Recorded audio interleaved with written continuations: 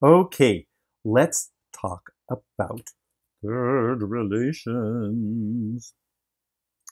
There should be two handouts. You'll see this handout that says third relations, and then you'll see a handout uh, with the playlist of things to listen to and a guided listening to. Let's look at this first, though, this third relations handout. I just want to explain to you how it's organized. You'll notice that each one of these measures is a chord where the root moves by third. And you can look over here. Here they're going up by minor third, up by major third, down by minor third, down by major third. And this whole row is major to major. This whole row is minor to minor. It's just it's a silly way of categorizing things. But third relations are very important for a number of reasons. And that's what part of the playlist is all about. One reason they're important is that they're often, not always, often completely non-tonal. And a lot of people get tired of tonality and don't want fifth related chords, and they want third related chords. Two genres especially are rock and roll. Hey, this is rock and roll right here. And, film music, which all of these things are from. Both of those genres have an active interest in not having 5-1 progressions. What I want to do in this video is quickly play through all of them and give you an idea of how to sing them and then ID them. And then we'll take a look at the playlist as well. So here's the first one, major to major. Here it's here, da, la, and that goes to la, la, la. And you'll begin to recognize all of these chord progressions. And the little names I put at the bottom is the same thing that we've been doing in Modus Novus with set theory. Find your own labels for these things so that you can hear this entire move as a thing. And you don't have to say, okay, where's the root? Okay, it goes up. What's that interval? Are they both major? In other words, you can just hear after a while if you play 1 to flat 3, you can hear it has that real rock and roll sound. Also, so then what I would love for you to do is to play through all of these and then sing them too. And notice that there are often common tones that seem to have the whole world revolve around them. And here's one thing you can do. You can sing 1, 3, 5 here, then hold the 5, make it a 3, and go 3, 1, 3, 5 in the new key. Let me show you what I mean by that. This would be 1, 3, 5, and now this is going to be a 3, 1, 3, 3, 5. Cabin fever. Sometimes I sing wrong notes. Let me do that again for you. So it's 1, 3, 5, and you hear that pivot tone. And in the dictation listening, I really want you to listen for pivot tones that are common. And that's a 3, 1, 3, 5. Notice what happens when we keep the 3 as the common tone. Do it again. 1, 3, 5. Now let's hold the 3 and make it a 1, 3, 5. And you can hear the voice leading. One reason why we're doing, hold on a second. One reason why we're doing third relations in this Modus Novus chapter is that you can see the 014s everywhere you look. Look, there's an 014. If you play this, one reason that sounds kind of weird, it has the same major minor or augmented feeling that whole Modus Novus chapter 3 has. So in other words, la, la, la, minor, major, minor, major. And the other way around if you start from the B. Major, minor. See if you can hear those flavors here when I go from 1, 3, 5, 3, 1, 3, 5. This is a great way to practice these each. So practice them on the piano and also practice singing through them. And you'll begin to recognize it. Yeah, this is Georgia, Georgia, Georgia. We hear this as a 5 of 6 because we get that new leading tone there in the G sharp. Versus when you go to the flat side, nothing here is really hearable as a leading tone. And here's another thing you begin to be able to detect. You can detect when things go to the flat side and when things go, relatively speaking, to the sharp side. You'll develop this as we go. And that's maybe one of the first guesses when you take dictation. Like, did that feel like it was going to the sharp side? Do I hear the 5 go up to become a leading tone? Or in the case of this one, do I hear the 1 go up to a 3, 1, 3, 5? And hey, let's do the pivot tone here. 1, 3, 5. Let's go back to the 3 and make that a 5, 3, 1. And yes, you know, in a galaxy far away, something like that. Like I said, movie music is almost unthinkable without these third relations. And it's a really good idea to categorize them because very often when you're composing something, you feel restless and you want a third relation, and you might find yourself going back to the same one all the time. And you might think, now with all my categorizations, here are some really interesting ones that a lot of people don't think about all the time. So go through this sheet, practice them, and sing them. And notice that in most of the literature, they don't necessarily go root position to root position unless it's really rock and roll or strong brass moves. Much more common is this kind of voice leading here, where you just go to the closest available member of the next triad, which is super interesting. Isn't that an interesting sound? You can hear this G, E flat, C. The G goes up to the A, E, C sharp. And one of the really hard things about third relations is hearing what the root is. Because when you're in this scenario in the real world and things are just going really fast, you just hear, wow, here's a really interesting color. And oh my goodness, here's an interesting color. How are they related? I don't know. And since the roots don't move by fifth, and since you always get an inversion with smooth voice leading, it becomes confusing in real time to hear what the actual chord relationship is. So what I want you to do is use the listening assignment and the dictation assignment. And let's see if I can find this somewhere. It's in recent files. Ah, look, here it is. Here is the handout on third relations and listening playlist and opportunities for dictation. Here's a Spotify playlist. If you don't have Spotify, I do get it. I believe it's free just with commercials, and I apologize for that. It's just by far easier than a YouTube playlist, and there's a lot of time codes in here, so I'm using these specific recordings. So using that sheet that we just saw, here you can see a good general practice for trying to hear third relations. First of all, just figure out, is the first chord major and is the second chord major or minor? Here's an example. If I go la la la la la la, can you hear that the first chord is major and then the second chord is minor?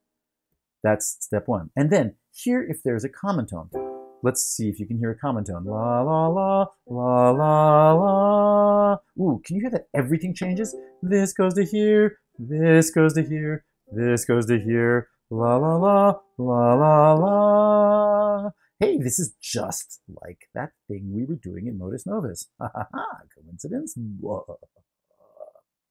So if there's no common tone, just figure out one stepwise voice leading move. Let's figure it out. La la la. Hey, that seemed to go up a half step. I remember that. La, lead here, la, la. Great. And so this is 1, 3, 5. 1, 3, 5. And then this goes up a half step. And then here's something, and I don't know what these are. La, la, la. Oh, that's a fourth. See if you can hear the perfect interval. Here's a fourth, and then here it is. Oh, that's minor, which means this is a 1, 5, 3. So basically, if this were C major, which it is, this would be C, E, G, up a half step to A flat, and that would be going to A flat, down a fourth to A flat minor. Ooh, C flat. La, la, la, la, la, la. That's a really good methodology for hearing these things and trying to figure out what the changes are. And I want, you'll notice in this playlist, I've given you lots of brief excerpts from each number. Just things like this. What happens here? What happens here? Go back and forth. And hey, use the keyboard sometimes. It's not, there's no shame in that. But make sure that sometimes you don't use the keyboard as well. That is crazy important also, just to hear your confidence. Let's do one more of these IDs if there is a common tone. Here. So in other words, la la la, la la la, la la la, la la la. Can you hear the common tone at the top? Okay, so here's the common tone. And now let's figure out what it is for both triads. La la la. Hey, that's a first inversion chord. And then la la la. Let's see. How can you tell this is a root third or fifth? Well, go through your exercises. If this is a 5, you'd be able to sing the American National Anthem. Oh, say. Ooh, that's not the right chord. If it's a 1, you can go 1, la, la, la, la, la, la. Oops, that's not right. If it's the third, la, la, Beethoven's fifth. Or la, la, la. Great. So it is the third. Whoops, what did I say? Oh, it starts off la-da-dee. It starts off as the root. And the same note becomes the third. Sorry, I do make mistakes, just like I make mistakes in class. And just like in class, I have course blame society, which is increasingly difficult in isolation like this. So then you just have to figure out what happens if the root, la, becomes the third. And then are they both major? Why, yes, they are. Major, major. So the root of this chord is a major third below. So if you know that this first chord is an E flat, the next chord is a major 3 below. And oh, please, can we get rid of the C flat? And after a while, you'll get practice at doing this. This is really hard to do in isolation. And there's what I might do is I might make another video of just little quizzes of like just practice, like see if you can get this and then stop and see if you can get this. And of course it's all honor system because you wouldn't dishonor yourself, would you? Of course not. Anyway, that's it for this playlist. Again, as we've discussed before, why not just hear the root motion here? Well, it's just hard to hear the root method because the voice leading is crazy. So play through that handout. There's another link to it on the keyboard. And then go through this dictation assignment. And you can just type up these things and get it to me in a Word document or any other kind of text where you just say here, like Beethoven, you might say, Beethoven, it went from G major to B flat major. I don't think that's what it does. Or you can say the root went up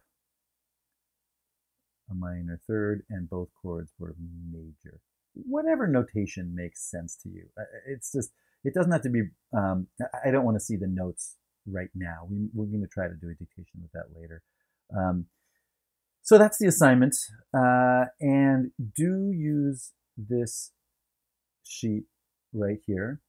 Try to go through it with, again, a sense of practice and a sort of sense of fun.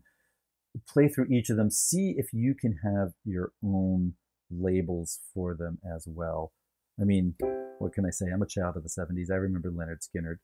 Okay, a child of the 60s, Georgia. We all know Star Wars. This is, in fact, Beethoven's Ninth, where there's at one point he hits a really big screaming D major chord. And then the sopranos turn purple and he goes suddenly to... And it's the same thing as Beethoven's Fifth. Here, it's the first of the no common tone ones. It sounds kind of dark. This is 1 to 3. And puff the magic dragon beneath the sea. Not related to drug use. Here's a very common one. Notice that when you have 2 common tones here, 2 common tones, it's a much softer switch. It's almost not a third relation. I just put it in here for, I don't know, to fill out the table. Here's another one with no common tones. Ooh, dark. And it does begin to sound like Batman. I am Batman. And if you listen on the playing list, listen to that, the love theme from Batman, and you hear so many of these all over the place and no 5/1s. It's really cool. Hey, you know, let's keep going down here just for a second. I would do this much slower in class, and I want you to do this slower. Again, here's another one with 2 common tones.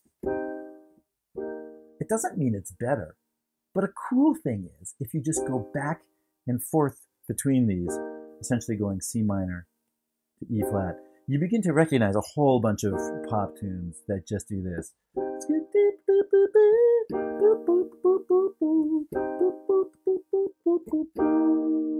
Again, the nice thing about alternating those chords is you're not alternating 5th chords. And I think you'll begin to recognize these. You'll recognize why you do these after you practice. Here's another one. Very unusual, just crazy strong. Everything is moving just by a half step, and it's very disorienting. This is somewhere from Dvorak Symphony No. 9. I just can't remember where.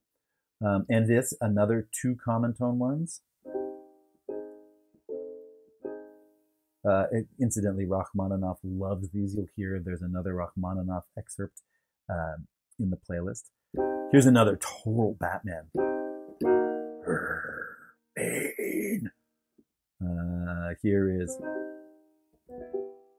and this is in the 3rd Piano Concerto from Rachmaninoff. And again, I'm just running through these, but what I'd love for you to do is to go 1, 3, 5. Now a common tone 3, 1, 5, and then go back 1, 3, 5, 3. Here's a pivot tone 3, 1, 5. Really try to sing through this and sing through it without a piano. And then all of these just get very movie-ish. Anytime you have 2 minor chords in third relations, it sounds like crazy movie music. La la la la la la. And I talk about in the playlist how to really take these away from tonality. Just repeat them a couple times.